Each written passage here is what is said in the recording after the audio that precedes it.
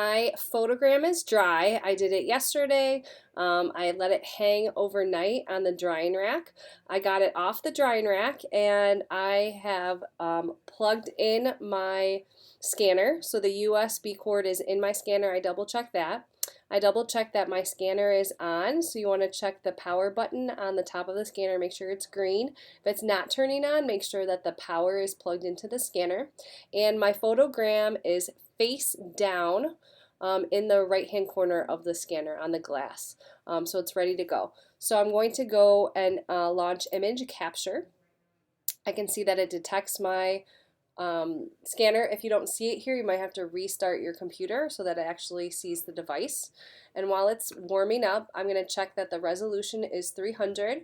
The size I can leave at US letter because I just want to make sure that it's going to capture more than the actual photogram. I'm going to crop it anyways. I'm going to scan to the desktop and I'm going to just need to change the name. So I'm going to change it to my first, last name, and then I'm going to call this photogram. And I want the format to be JPEG. So it's still warming up. And we're just going to wait. While you're waiting, you can also launch Photoshop. So you're ready to make the composite, the kaleidoscope of your photogram while it's warming up. Still warming up. Here it goes.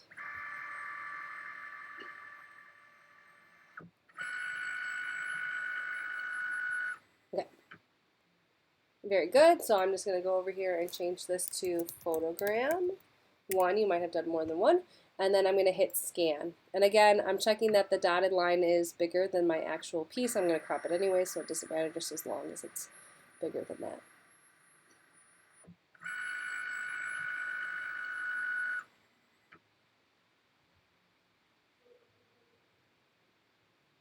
Okay, it's saved to my desktop.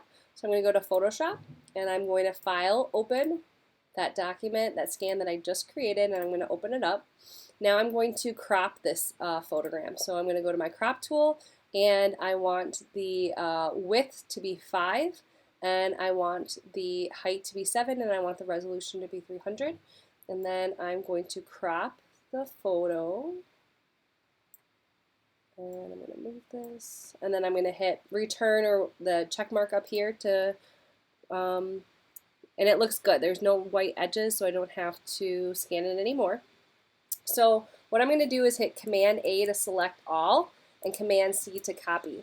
I'm then going to File, New, make a new document, and I want it to be in inches, and I want the width of this to be 14 inches wide, and I want the height to be 10.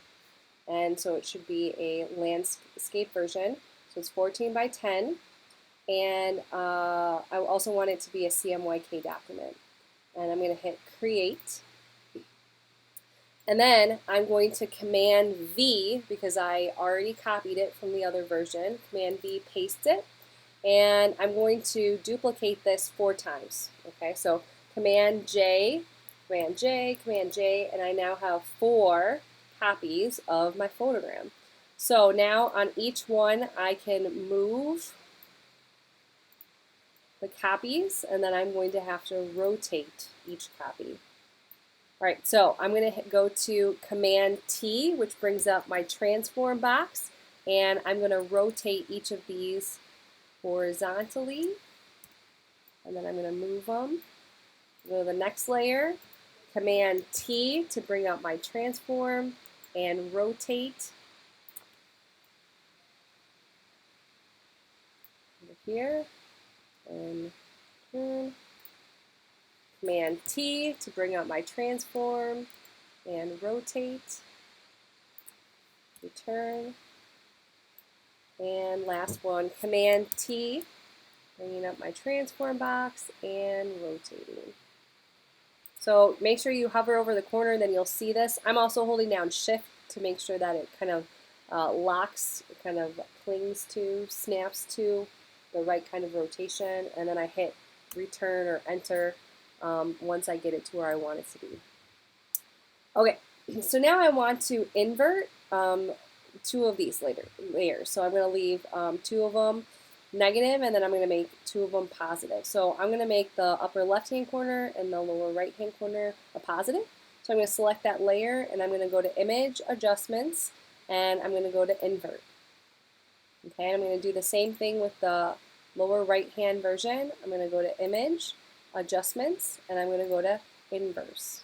Okay, and then this looks good. So what I'm going to do is I'm going to File, and Save As. I'm going to save a Photoshop version. So this is going to be my first, last name, and this is called Photogram 1. And say Save. And then I'm also going to say File, Save As. And I'm also going to save a JPEG version, and that's the one that I'm going to upload to Google Classroom. And hit Save, and okay. And it's beautiful. So the only thing is that you want to make sure is that that your corners match up. You have to make sure that you're rotating them in the right position. So notice that I have this kind of fade here, this gradient at the edge, and that matches up, and it matches up here as well. So just make sure that you're rotating it so that the images line up together, and you just want to make sure that your objects are actually meeting. So for example, I might have to come back to this one up here, and you might actually have to flip it to make sure that it works. So I might have to go to Edit, Transform, and Flip Horizontally, and I might have to go to Edit, Transform, Flip Vertically. And now we actually see that this is actually aligning. I think I prefer this a little bit more. I might actually flip this one more time. Edit, Transform, Flip Horizontally. And now we see this dot. Now that dot is here.